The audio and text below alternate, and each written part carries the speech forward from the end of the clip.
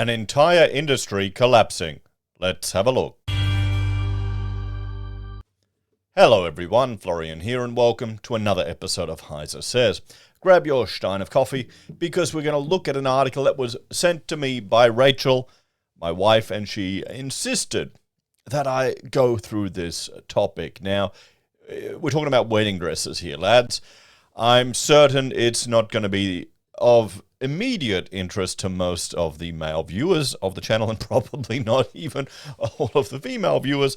But let's check this out, guys, because it is, well, to be brutally honest, it's a luxury item. A wedding dress is a luxury item. You can make do with something quite simple. It doesn't need to be extravagant. It doesn't need to be expensive. If you're lucky like me, you get a wife that decides to make her own wedding dress. And she can't tell you anything about it because that would be bad luck. So win-win. Awesome. So let's check this out, guys. So wedding industry impacted as Australians cut back on spending. Now, the money you spend on your wedding is absolutely no indication of how successful your wedding will be. None at all. I remember a friend, his sister had a huge, expensive wedding at the Palazzo Versace down the Gold Coast. I think the father was very frustrated with how much money they spent on that wedding because, well, they didn't last that long. And there you go. You know, you can piss away all this money on this fantasy. Well, when you might need that to build a home, to build a family. When the rubber hits the road, it's just one day. It's just one day. You don't want to go crazy. I mean, what we went to rural New South Wales and we got married there. We went to a local park and had the ceremony there. Then we went to an art gallery and we spent money on photography and food. Those were our two biggest expenses because you want the food to taste good. You want good photographs. We didn't bother with even getting the photographer to make a book. We just printed it out ourselves. And that was it. Then we went over, Vanuatu for a holiday. Climbed a volcano. It was awesome. I recommend it. So that's one little tidbit because it was my job to organize the honeymoon on Tana Island where there's the volcano. Because you go from the main island over to Tana. I found the cheapest place to stay on the island to make our money go the furthest it could. And this is on, there's the side of the island where you arrive on, and that's where all the hotels are. We were on the other side of the island, so we had to drive over the whole island on the back of a Hilux, and this place was just on the beach, and it literally on the beach. And it only had electricity for like 1 hour a day when they were cooking and turned on the generator.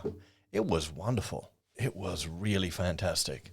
Should go back there with the kids now and ruin it all with an army of kids. We'd go to one of those family hotels. But there you go. Being cheap really worked out. So let's have a look at this. So the wedding industry is impacted as Australians cut back on spending. And this is something I have been reiterating again and again when we look at all of the negative news about the economy and the fear surrounding mortgage repayment increases. People are going to cut back on luxury spending. But another concern is, are people not going to get married? How many young people do you know that just shack up and don't bother getting married? I mean, it seems strange because you're living together, 6 months, you're de facto. So you're pretty much married. Why not do it properly? You don't need to spend a lot of money on it. Watch Dave Ramsey and hear him talk about weddings.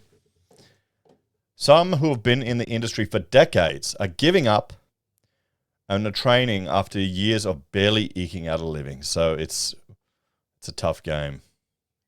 And I recently put a comment on my channel. There's two businesses we are interacting with that have both gone under. One's a little cafe that ran the markets that we were selling at, my daughter with her shop. And the other one was a dance school that we frequent. It's just tough economic times. People were worried it was a construction. No, we're not encountering that. Everyone in construction that I'm talking to is just flat out. So, a worker on the front lines of Australia's wedding industry has warned that many business owners have had enough as potential customers cut back on discretionary spending. The ultra prestigious end, or prestige end, of the wedding sector is suffering following multiple interest rate hikes from the Reserve Bank of Australia, which have caused brides to tighten their budgets, especially when it comes to wedding dresses. For Helen Manuel, owner of the eponymous Helen Manuel Bridal Couture, demand for her intricate handmade wedding dresses has dried up so drastically that she's learning a new profession. The Melbourne woman, 53, said she used to have orders for 9 dresses a month. Now she's lucky to get 1 dress order in 2 months and has had to let all her staff go. Well, I mean, it's handmade. It's a luxury item. It is a luxury item. I mean, how were people getting married during the, in the UK during the Blitz? They still got married. It was pretty obvious. As soon as the RBA starts mucking around with the interest rates, the first thing to go is the luxury end. She told news.com.au, well, yeah, it is a luxury. Wedding dresses are a luxury. Couture, handmade wedding dresses, like the ones I make, are beyond a luxury. It comes as last month, 2 mid-tier bridal shops collapsed just days apart, with one of them plunging nearly 100 weddings into jeopardy. I'm so glad Rachel made her own dress. And she even made her bouquet, a beaded bouquet of beaded flowers out of beads. And the skills she learned or fine-tuned there have now been deployed in tying rebar cages for the construction of our house. So there you go, win-win. I did find a very thrifty one, didn't I? I got very lucky. At the end of June, the Bridal Outlier collapsed into liquidation, leading to its Sydney and Melbourne stores shutting down. Just 2 days later, Adelaide boutique Bridal Fusion by Macia also closed permanently, with its owner filing for bankruptcy. Oh, shit. However, not all wedding insiders feel the same way. One designer says the vast majority of wedding businesses are doing well, with the Bridal Outlier's collapse being an aberration. She also said that most mid-range stores were doing well, although dresses in the ultra-luxury price range were definitely out of most people's budgets, especially now. I mean, okay, there's no longer demand for her elaborate I mean, it's handmade.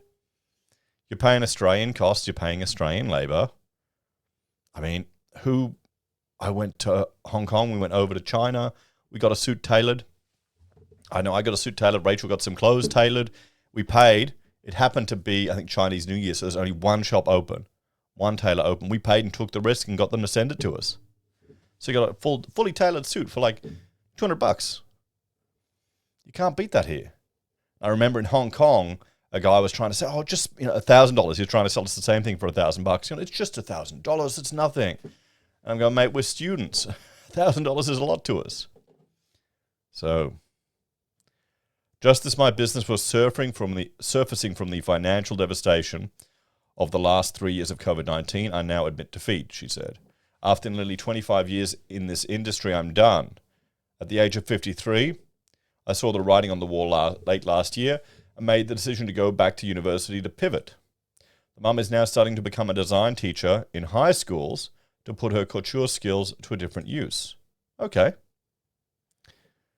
She is still running her business, but is not relying on it as her sole stream of income anymore.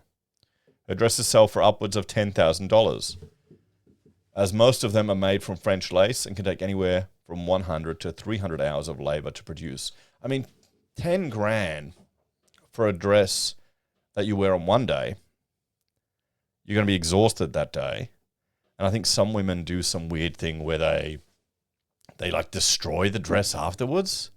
$10,000. I think Rachel used the leftover material from her wedding dress. She bought it in bulk. Of course she bought it in bulk. To make baptismal little dresses for our children. 10 grand though. That's almost a big chunk. That pays most of your wedding just in the dress. 2 grand, 3 grand for the photographer, 5-6 grand for the food. Okay. I mean, if you want to spend that much on a dress, or maybe I'm really out of date because I've been married a long time, I'm old. To date, her most expensive dress was commissioned for $17,000, and it was entirely covered in, Swarovski crystals. Oh, boy. Before COVID-19, she had 5 staff members, but now it's just her. Her highly skilled workforce of couturists, seamstresses, and dressmakers have had to do whatever they can to make a living, including becoming cleaners and working in pizza joints. Well, that's what you've got to do, because the high levels of skills they have here, there's just not demand for it in Australia. Probably have to go overseas, honestly. We really are still a colony on the edge of the world. And the problem is you're competing with cheaper labor overseas. Significantly cheaper now.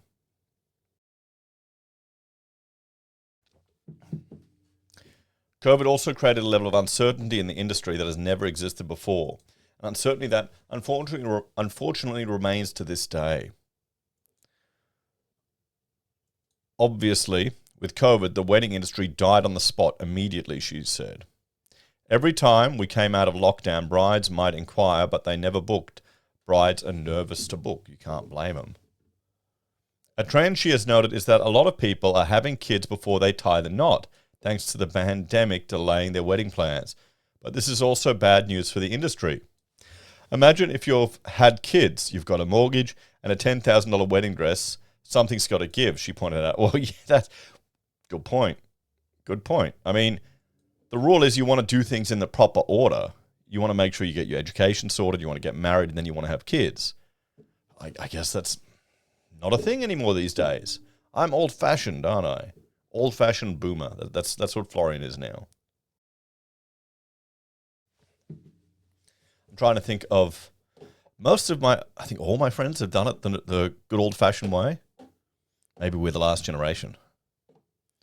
It's just very sad because this is our careers, this is our livelihood, this is how we put toast on our tables.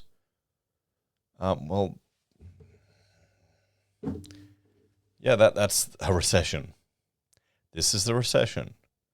Okay, it's affecting a luxury product, a $10,000 dress that you maybe wear a couple of times in your life.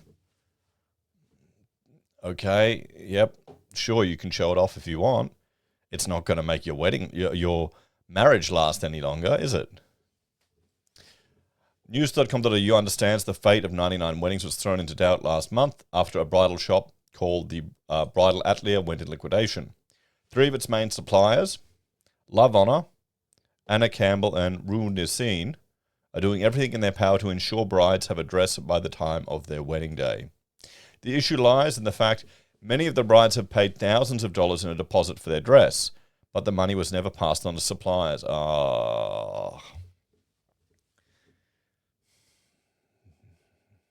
This is like the paying a progress payment for part of your construction job that's beyond the work that's actually been done.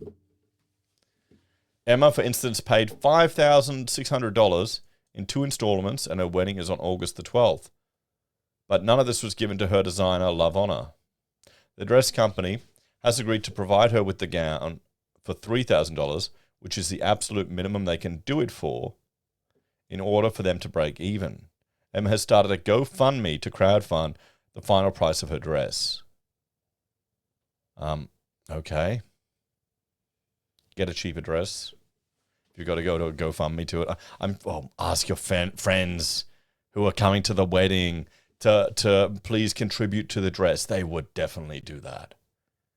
You know, you don't need a public GoFundMe to it. You can ask your friends who you want to invite, friends and family, to chip in for your dress.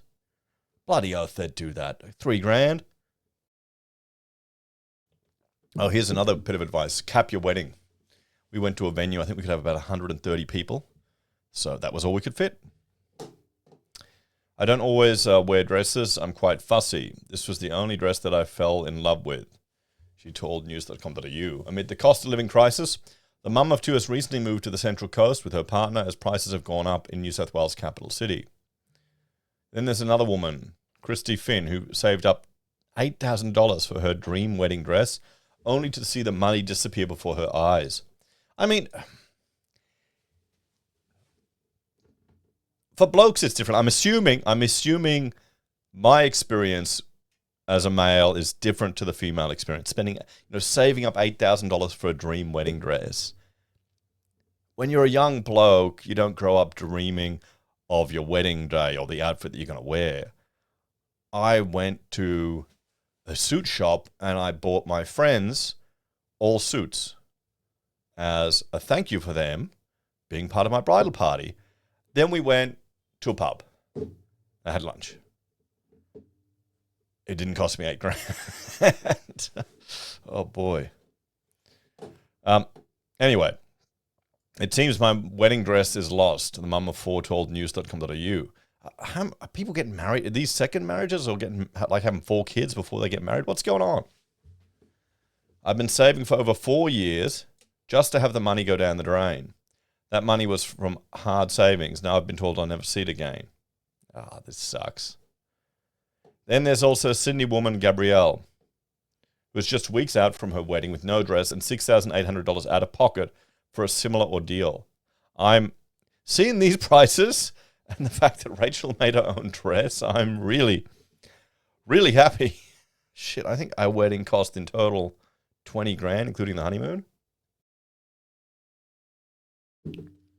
That's what they're spending here is just nuts.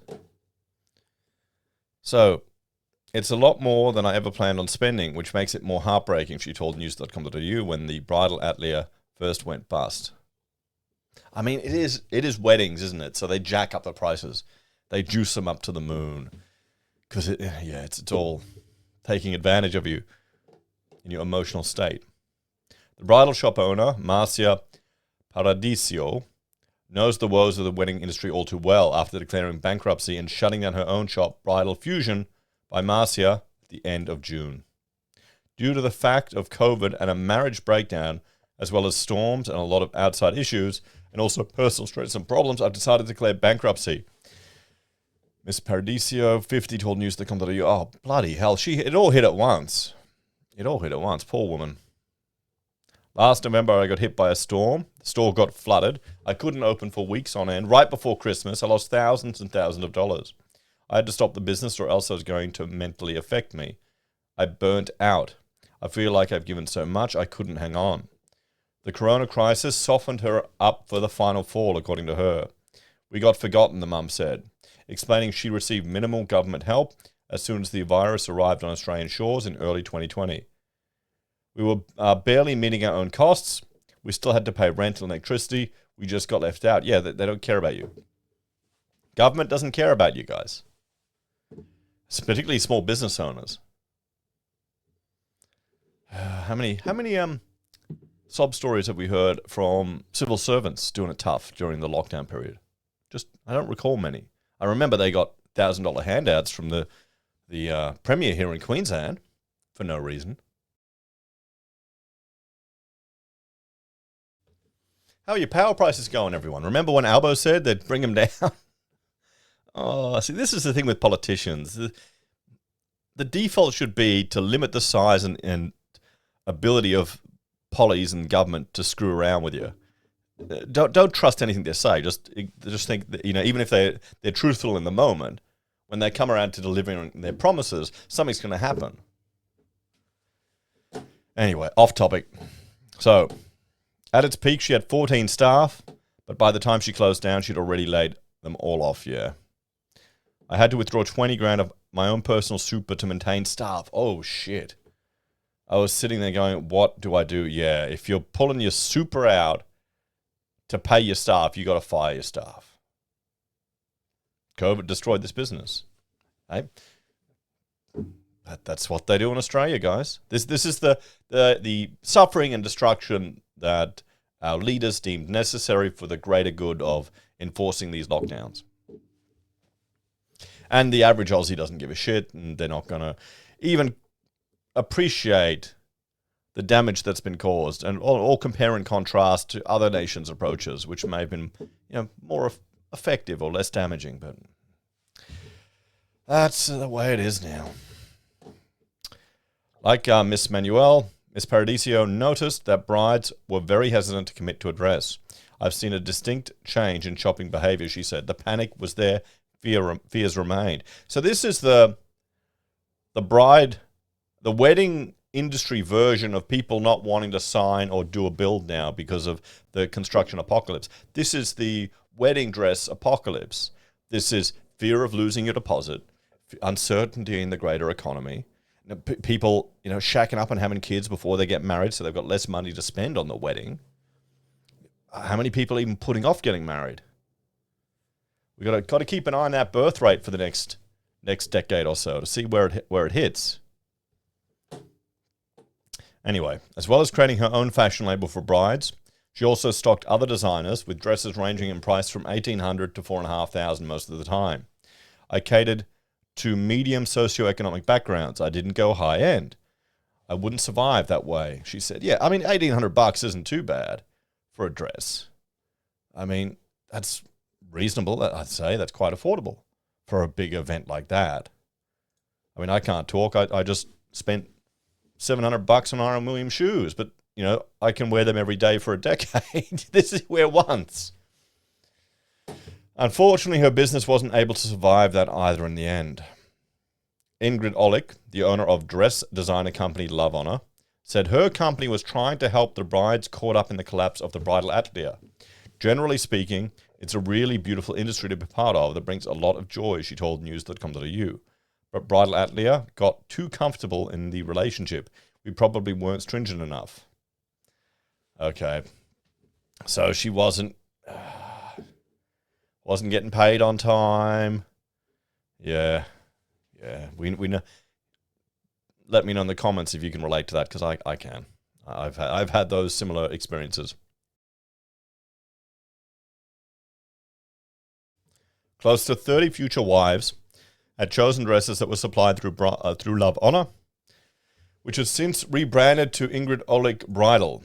Miss Olick is not charging these women full retail prices for their dresses and is honoring all their contracts, even when some of the orders have never been placed with her. We're working really hard. That's our first priority. We're committed to those brides. They're in an emotional state.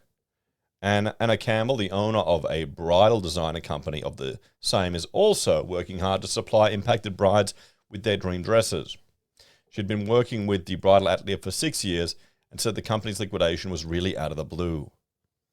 We don't want our bride to pay $1 more than she was agreed to up front, she told news.com.au, explaining that the more than a dozen brides who opted to buy her dress designs were not being left out of pocket.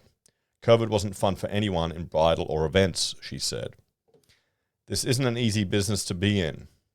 But we genuinely love our brides. We love seeing their fairy tales come to life. Fairy tales come to life. That's the market, Florian. This is wedding dresses. Fairy tales come to life. Hey, like the guy who wanted to go on $10,000 ski trips and wanted his parents to pay for his bloody house yesterday. Fairy tales come to life. Anyway, come on. Another bridal shop, House of Gowns in Melbourne, also revealed the cost of living crisis was making business tough and that brides were looking for more budget-friendly options. The inflationary environment has had a huge impact on our industry, and it's a battle we face every day trying to find ways to allow brides to feel every bit amazing on their day but remain within a reasonable budget, a spokesperson told news.com.au. So there we go, guys. Let's have a bit of a chat about this one. The takeaway for this, personally for me, is a significantly increased appreciation of my wife and the fact that she made her wedding dress. That was, boy, I'm really, really glad she did. But also, from an economic perspective, we're seeing the luxury end of this market get hammered because it's not necessary. You don't need to spend $10,000 on a wedding dress. Not at all. You can do it cheaper. And I mean, it sounds like in this article, some of these were second marriages. You don't need to go flamboyant then for a second marriage, do you? Anyway, guys, let me know what you think. This is, part of the retail apocalypse that's happening when people cut back on spending. We're seeing unemployment. We're seeing people having to change jobs. This is where it's going to happen. This is where we will see the tightening of people's belts. And, high-end luxury items that you don't really need to buy are the first to go. As always, thanks for watching. Let me know your thoughts and opinions on this one, and what wedding saving tips would you have for younger viewers? Leave them in the comments below. If you enjoy my content, check out Heise BIM or Heise Does, and if you want to support us, you can on YouTube or Patreon. Use our referral links, buy our pocket squares, or call me if you need an architect. Take care. Have a great day. I'll see you next time. Bye for now.